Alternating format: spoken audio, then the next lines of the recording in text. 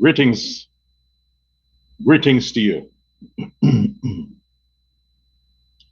I'm a bit early today due to convenience.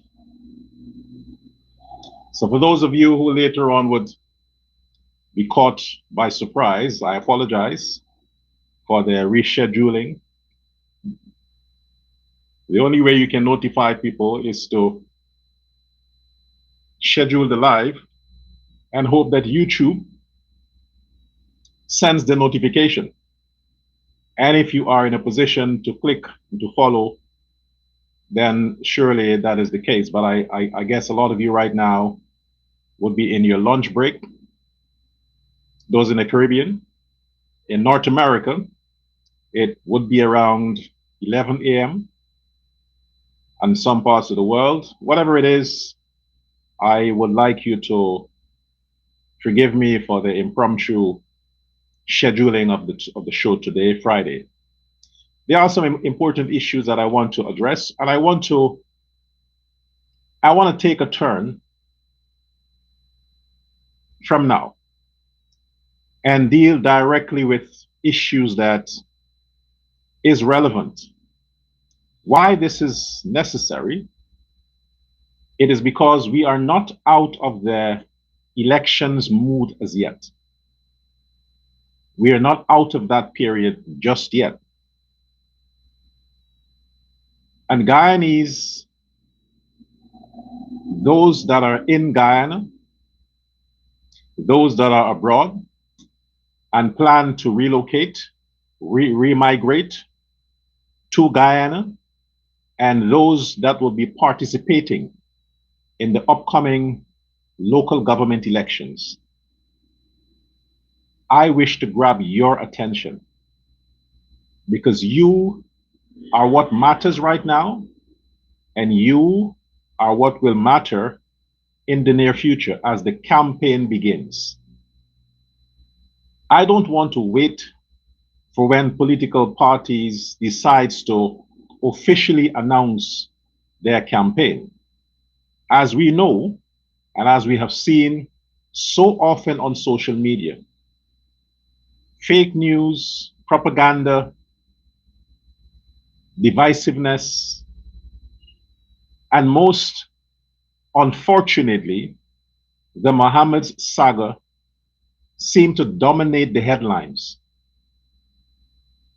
And when that is unnecessary, that is unhealthy for the Guyanese psyche, but it's dominating every time you turn, every feed that comes up on your Facebook, every video that comes on your TikTok, it's something to do with the Mohammeds, something to do with their lies, their corruption, their hidden agenda, their secrets. That is what dominates the headlines. So while you are busy consuming that, the most important issues that concerns you, the Guyanese, are not being addressed even by yourself. So you wait until the Mohammeds, who are dominating the scene, make mention of issues, then you hold on to that sentiment from the Mohammeds to say, yes, it is true. Only this person addresses our issues. That is dangerous for you. And it's even more dangerous at a time like this, as we approach a very important elections in Guyana. The reason why it's called local government election, it is about local governance. You have the state governance, then you have the local governance. That has to do with communities, regions, districts, NDCs. And this is directly connected. This is close proximity of the Guyanese, breath on breath. Our obsession with the Mohammeds' crimes, though it may be exciting and tasteful, and we seem to like the anger it causes us to unleash, When we wake up, we will find ourselves doing the same thing we did in 2025, voting for parties that does not have our interest due to sympathy and due to the fact that we slumber. And while we slumber and they play their music of victimization, we patronize them, then we regret when it's too late. Like all the Guyanese right now who are regretting that they put their ex on win. But you can't undo that. Now you have an opportunity to correct it. So this is what I want to help us to refocus our attention and justify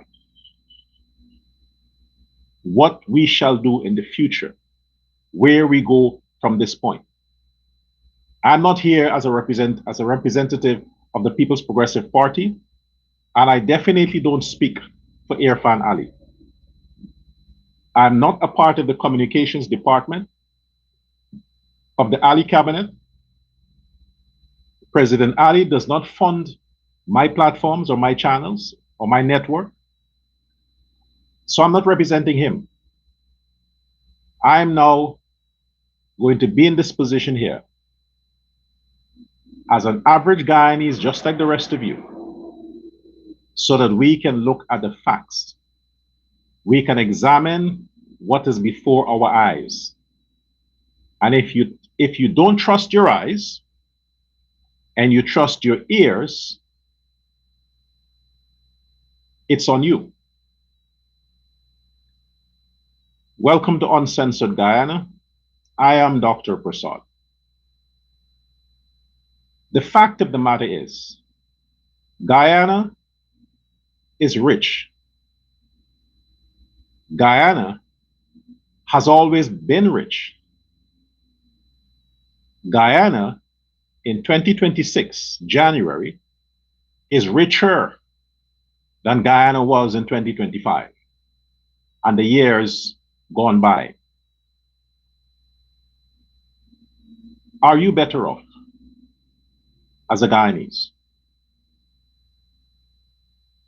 We have to look at the facts, the evidence that we are exposed to.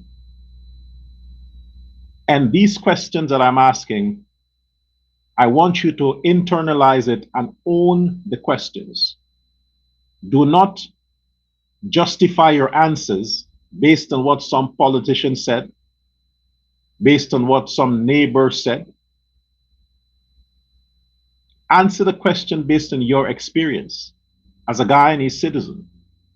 Are you better off? Is your life better off today than it was last year?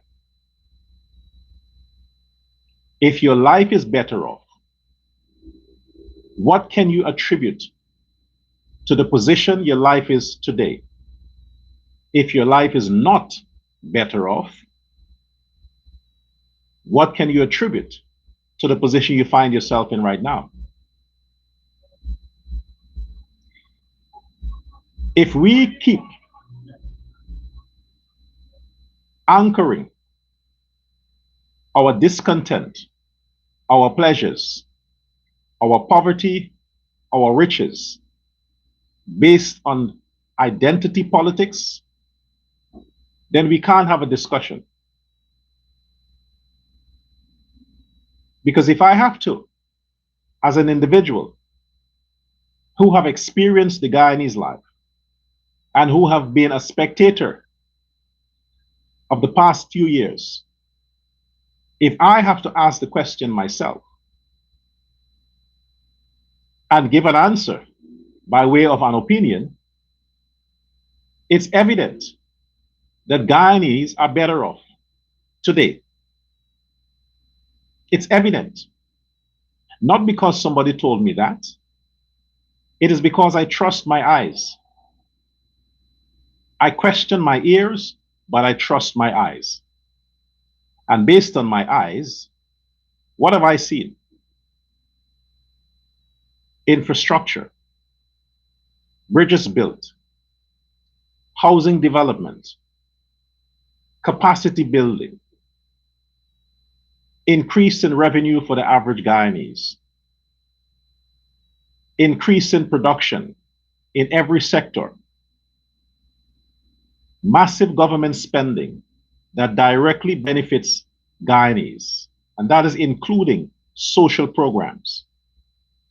That's what my eyes showed me. My ears have heard from time to time friends and family, party politics, only a certain group benefits. That's what my ears would hear from time to time. But my eyes, there's a conflict of truth between what I hear and what I see. I believe what I see. My folks would always say, seeing is believing. And we see materially, physically. So are Guyanese better off today? While you answer the question in your own way, yes, Guyanese are better off today. Under the PNC, the poverty rate was above 60%. Under the PNC. Under Vice President Jagdeo, it was around 40%. We understand the challenges that the Jagdeo regime had to face. Debts, zero progress, and the list goes on. Under the PNC, those problems were almost rectified, coupled with the fact that there was a booming opportunity coming by way of oil revenue. But there was zero growth under the PNC, zero. Migration increased under the PNC.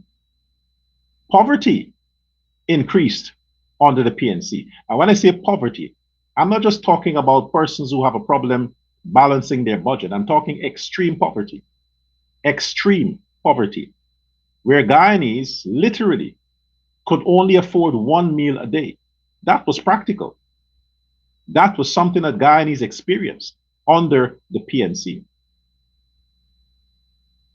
Prior to the PNC, under Donald Rumata, Guyanese were poor, but there were no extreme poverty. Poor as in they could get a job, they can afford 3 meals a day, maybe not save, but they can live. Under the PNC, they were just surviving, waiting for the chance when the government would be changed, not recycled, changed. So from 2020 to now, poverty in Guyana is below 30%.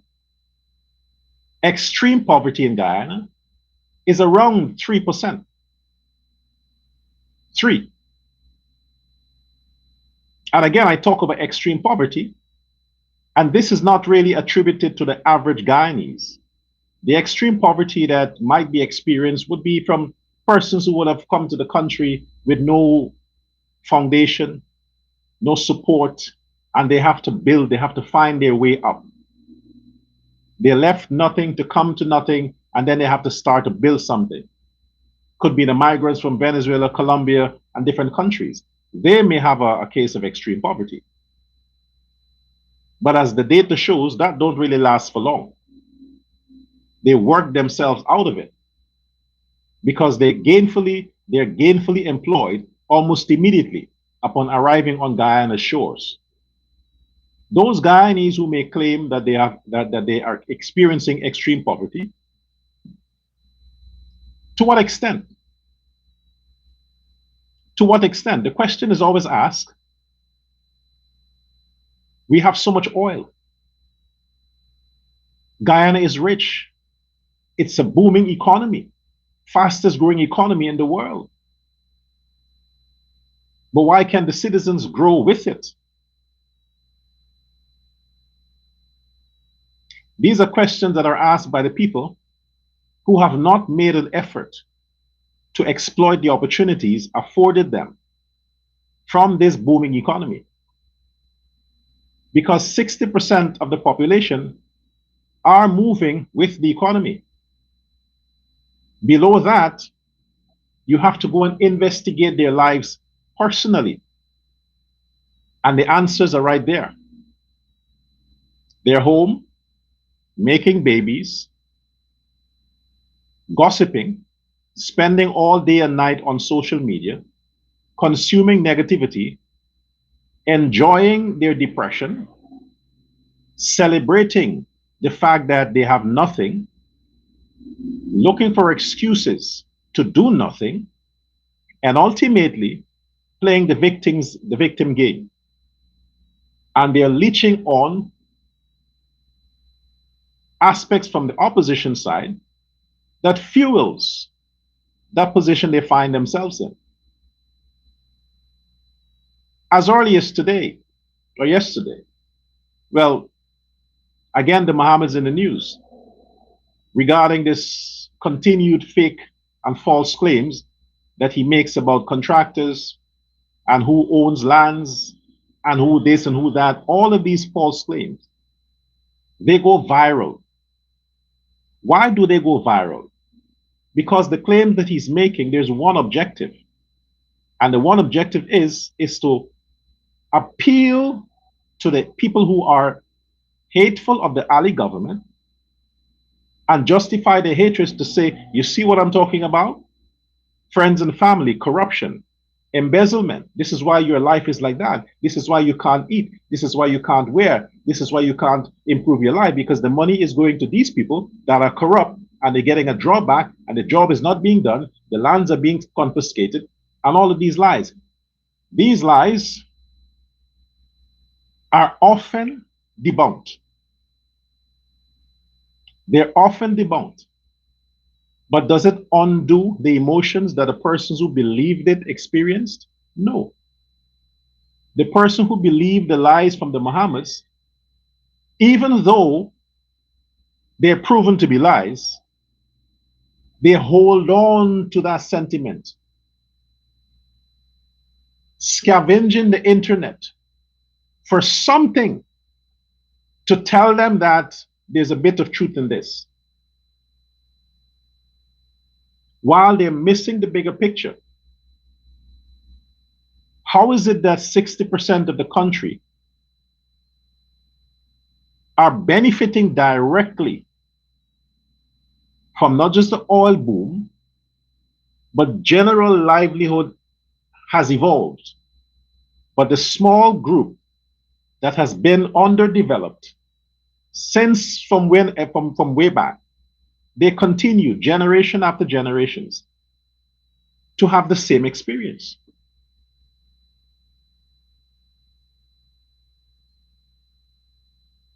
Under Granger, it was the government. Under Ramatar was the government. Under Jagdeo was the government. Under Janet was the government. Now under Ali is the government.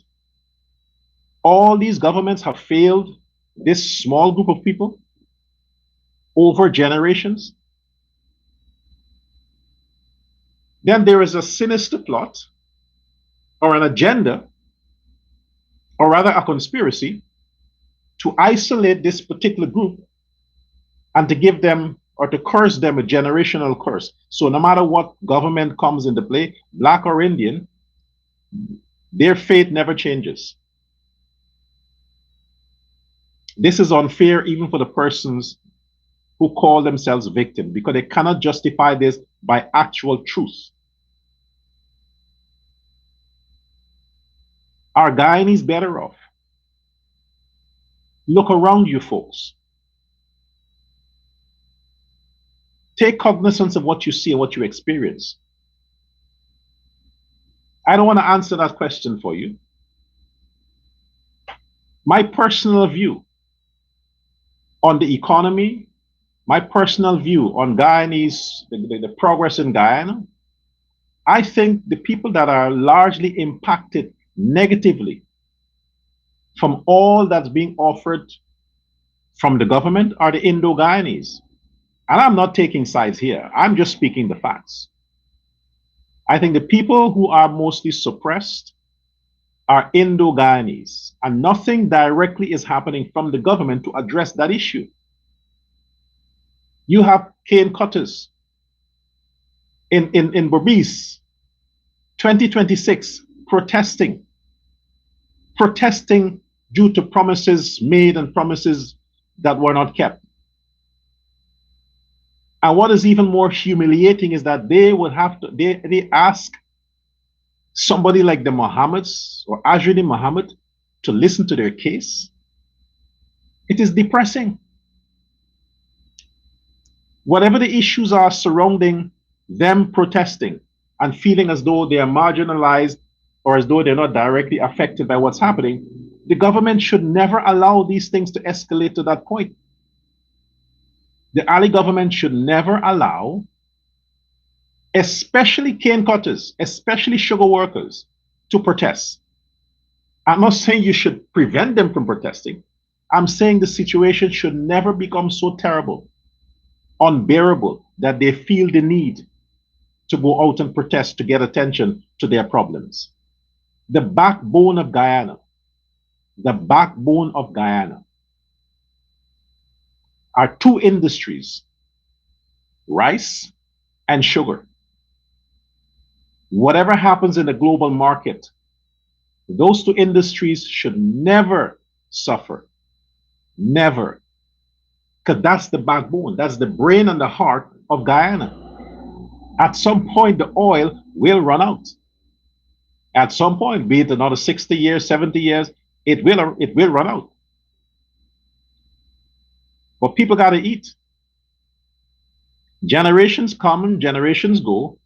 Will have to survive not by drinking crude oil, but by eating rice and consuming sugar.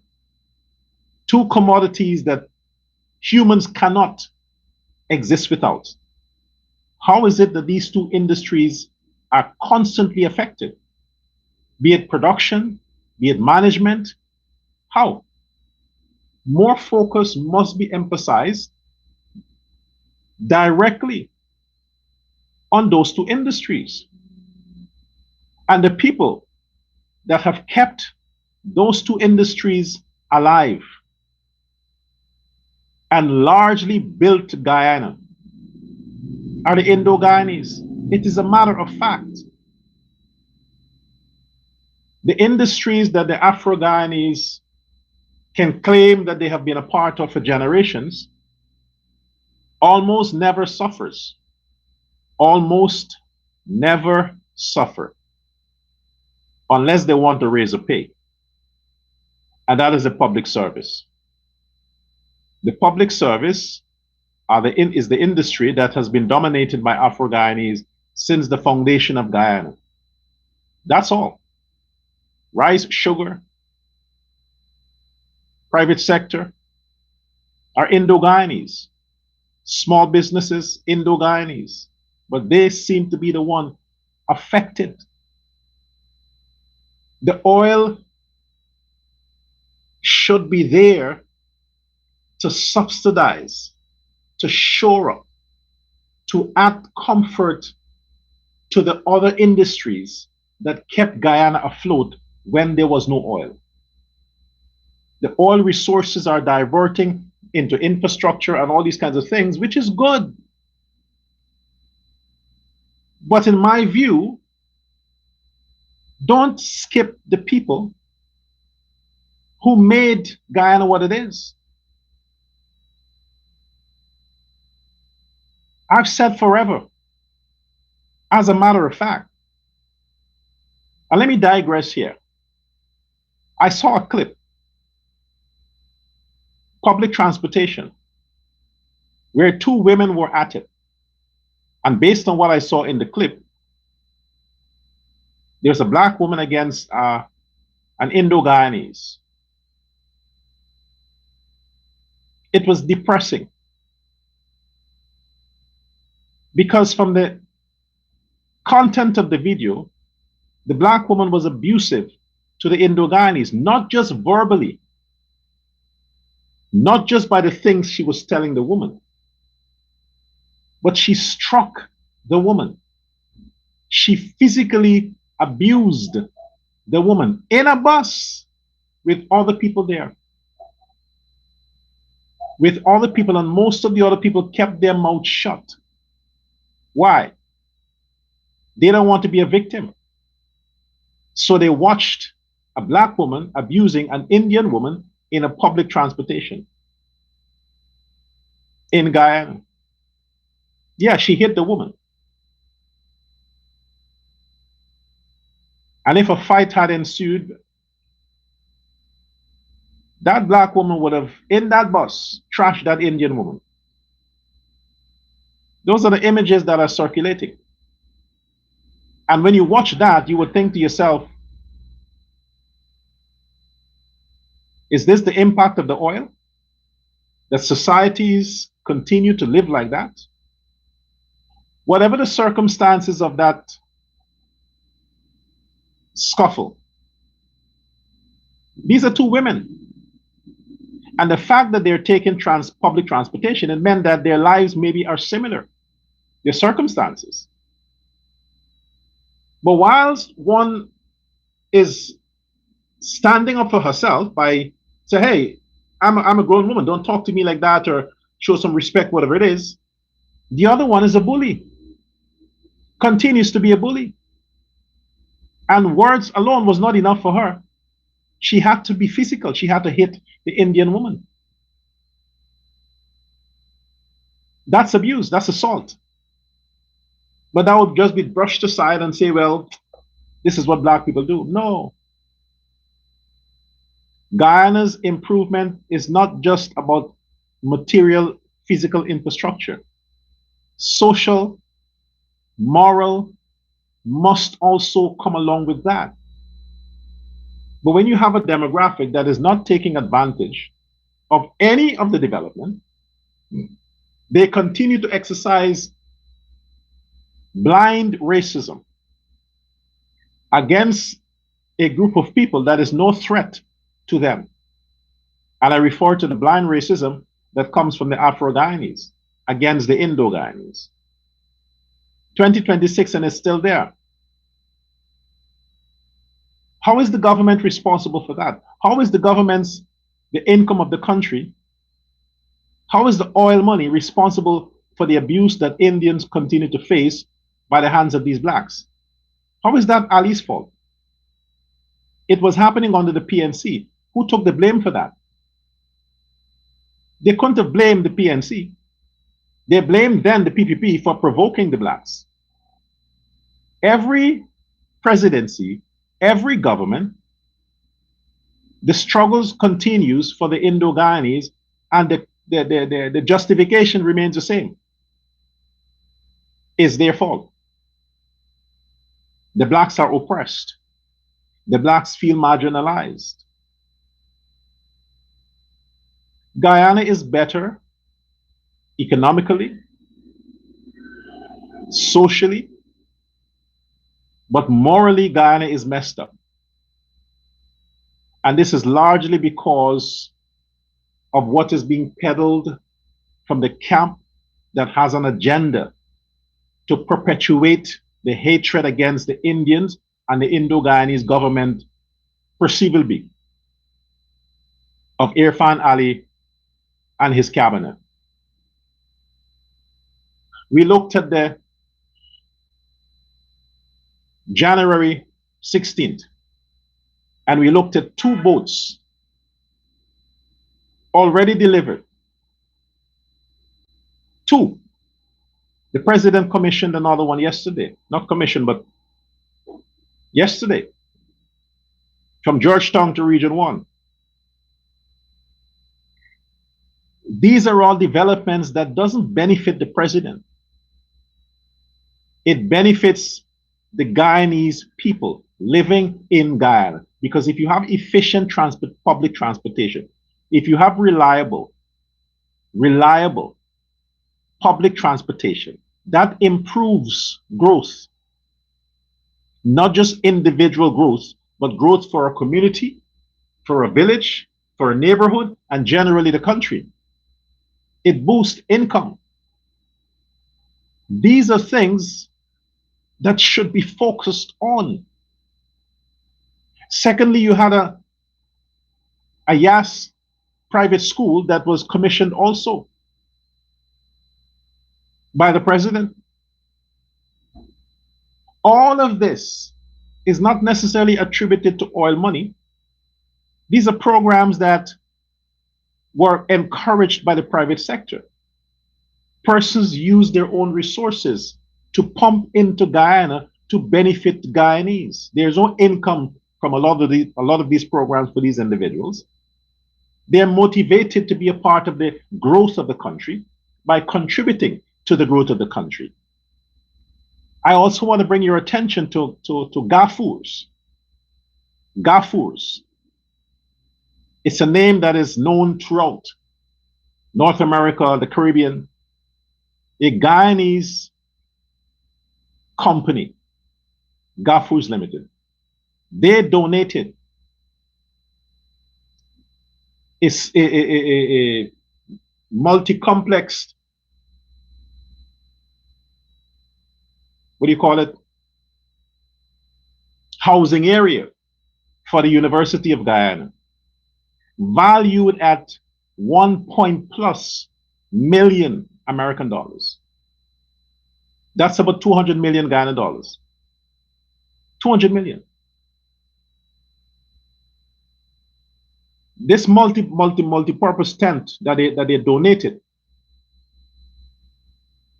can house about 3,000 students and accommodate so many other things, programs. One family, Gafours, the man and his wife, his late wife, he said it's his wife's passion. Now, what I want to talk about the Gafours as well, Indians, Indo-Guyanese, this is not the first for them. They've been doing philanthropy forever. Forever. And these are qualified people. These are not persons who bought their degrees no, these are qualified people. Doctors, lecturers. They have the academic background, not just to have formed a political party, but to contest elections years ago, decades ago. They could have done that. But these are people who have just done good for Guyana because Guyana has given them what they have. All their wealth. Guyana has given them that. Guyanese have given them that. So they have given back to Guyana all their lives. The dialysis, the cancer treatment programs that has been funded by the Gafours for a long time. How many times do you hear these things circulating on social media? You don't hear it. Now they have donated a multifunctional, what do you call it, a tent, conference area for the University of Guyana, a public facility valued of over $1 million. What I want to bring to your attention here, and these are questions you should have in your head. Put together the few years that the Mohammeds donated a few houses. You check their page, count how many houses they have allegedly donated. Count and value it. Most are wooden houses. Value it along with the different things they give, bicycle, motorcycle, put it together and see what the total value is. Just over a few years, And as a result of that, the Mohammeds literally, devastated the moral fabric of Guyana, devastated. They used that, and this is not clean money. This is corrupt blood money. They used that to play on the emotions of Guyanese, to get into politics, to earn back the money they have been giving in charity, and to hide their crimes, escape extradition and jail time. You have a family like the Gafours. You have people like, recently, was it this year also? This year, Mr. Jagmohan, Joe Jagmohan, who donated to a community over 150 million Guyana dollars. Over 150 million Guyana dollars. This year. These are not names that people are familiar with. To say, well, he is doing that because he wants political power. There are many other Guyanese, like Joe Jagmohan, like the Gafours, who continue to help, and these are Indians, Indo-Guyanese, continue to help. But their interest and their motivation has nothing to do with politics. Nothing. You would think a man like Gafours, whom his entire life, his family has been doing stuff for Guyana by the millions, possibly in the billions. And as recent as yesterday, donated an auditorium valued at over 1 million plus American dollars. Folks, you can build a housing scheme. A housing scheme with that money. You can buy the land and build the houses. Think about how many housing schemes. If the Gafours should put the monies together that they have spent on Guyanese over the years, free of charity, they probably could have built thousands of houses. And he never ran for president, never started a political party. Joe Jagmohan, how much charity that man has given that nobody knew about, nobody knows about. Yet you never saw his name on any party, this or party that, or a political party, nothing. These are the true patriots of Guyana. These are the true heroes of Guyana. Oil or no oil, they help to make Guyana's lives better.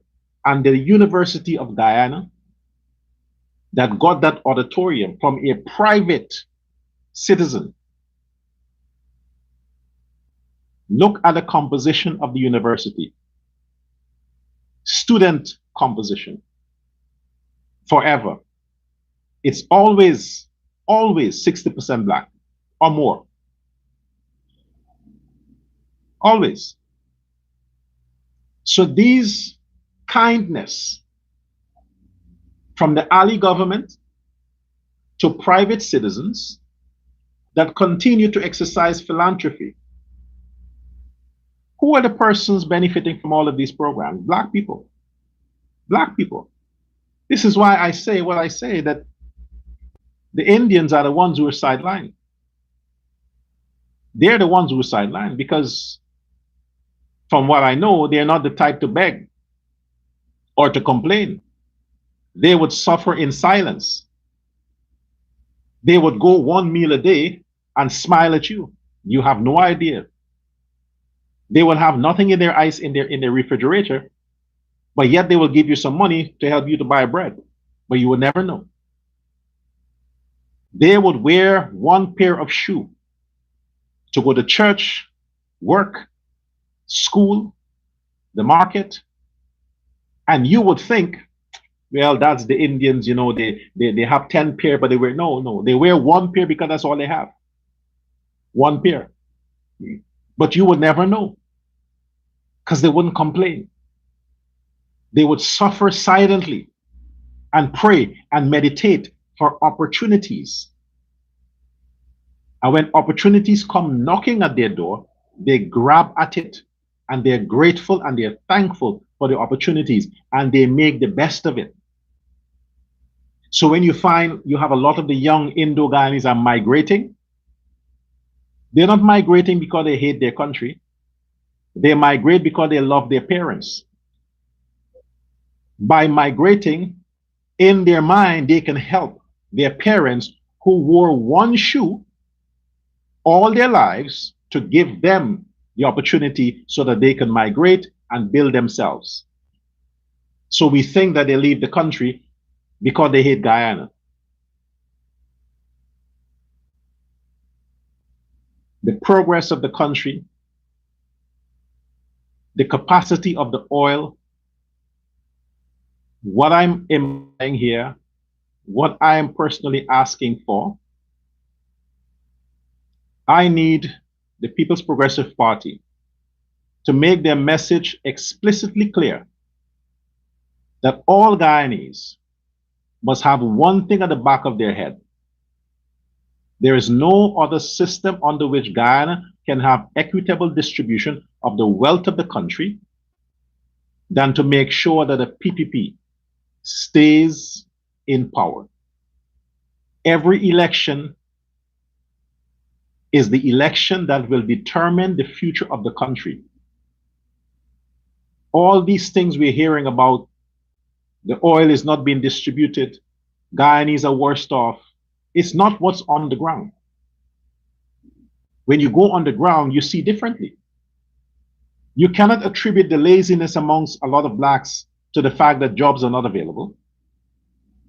Jobs are available.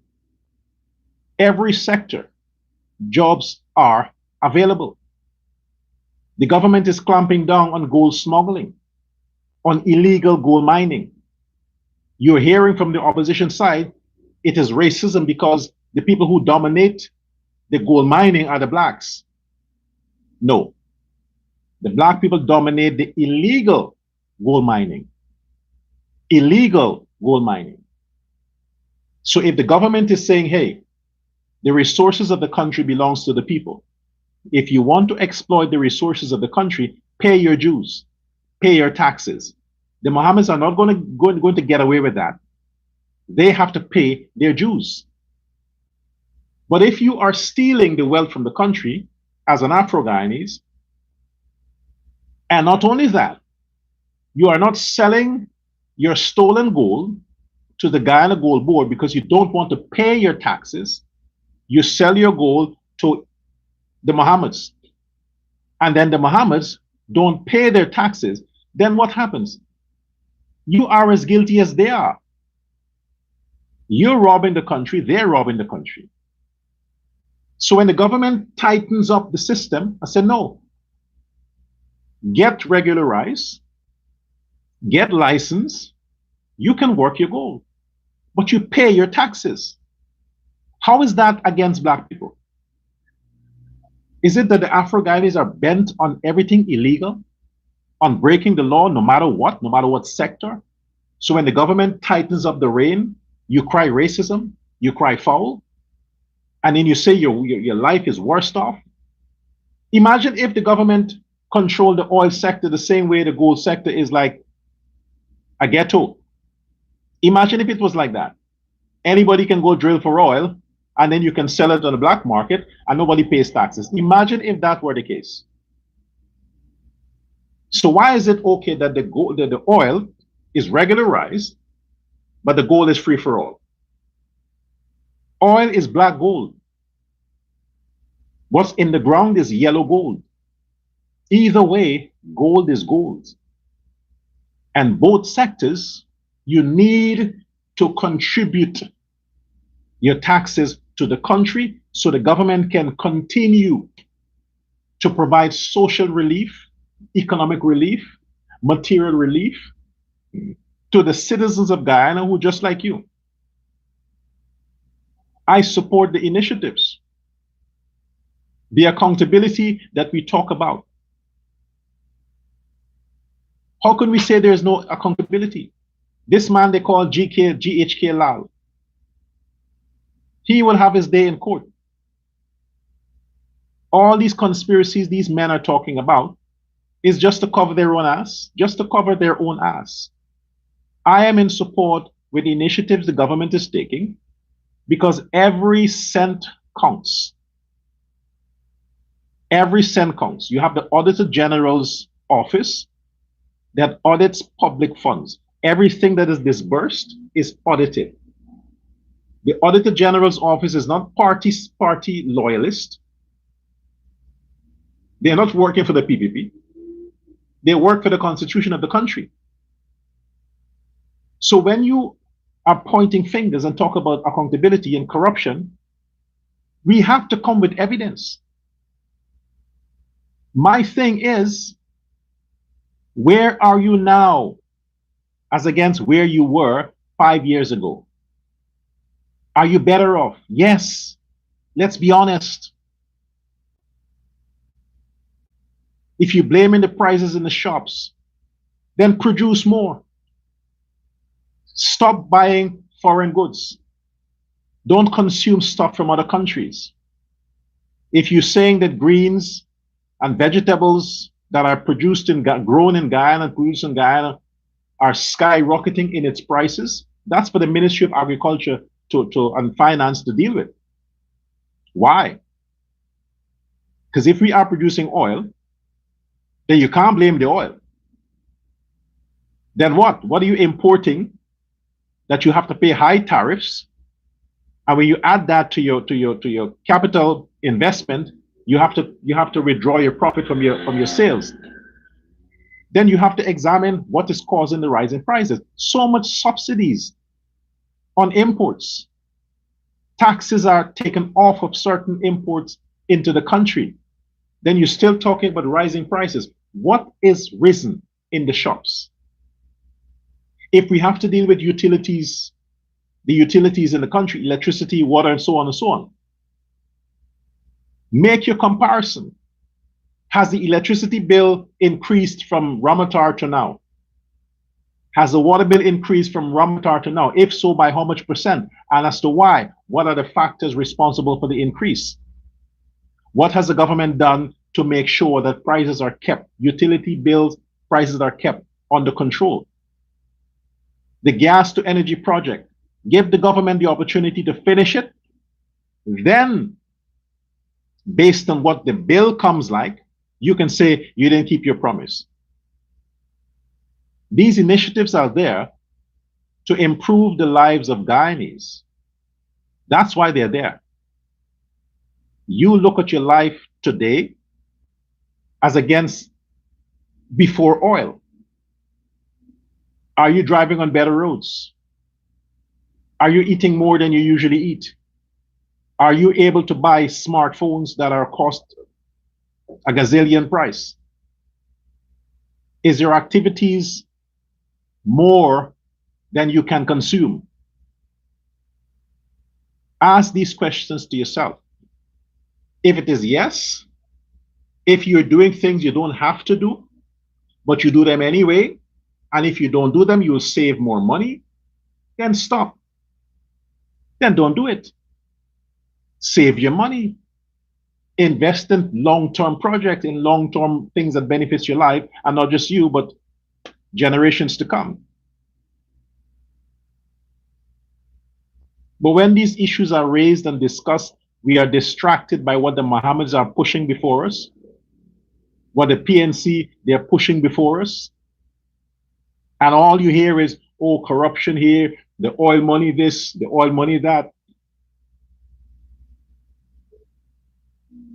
Think, folks. Infrastructure adds value. It adds value. If there is no infrastructure, then you're going back to the 60s. The programs that are happening right now, every cent from oil can't go into cash grants just so you can buy more extra egg ball. The money has to be adequately distributed in services to the people, to the country, along with saving money for when the oil runs out. We examine these issues, then we understand why we need to keep our eyes on the People's Progressive Party, the programs and projects that are yet to be completed under the government. And yes, if I was sheriff and the Mohammeds continue to spread the lies they're spreading about me, and I go to visit my work site, and he is there uninvited, pushing the same lies he usually push, and I meet up with him, I would ask him to leave my site, and if he refuses to, I know what you're thinking, right? I'm going to hit him. No, I won't hit him. I'll sue him. Because they like suing people, right? I'll sue him. Because there I have the evidence. He's on my premise, pushing fake news, slandering me. That's all the evidence I need. I would sue him for lies if I was the sheriff.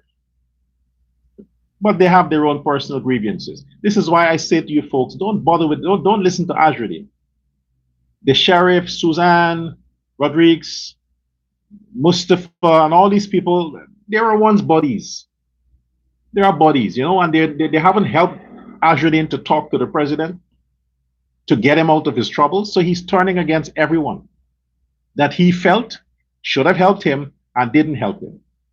And he's using it as politics, working for the people. No, it's just personal. So you don't bother with it. Don't give him a second look. Don't listen to his rhetoric.